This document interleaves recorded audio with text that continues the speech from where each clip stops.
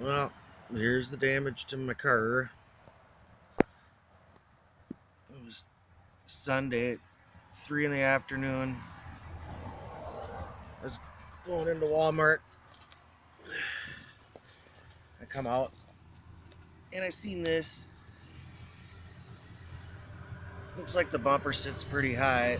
I mean, it didn't fuck it up that bad.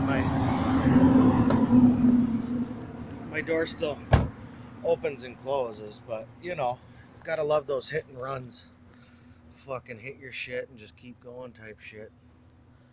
But it does look like a taller vehicle, the taller set bumper. I mean, if you can see that, I can see blue.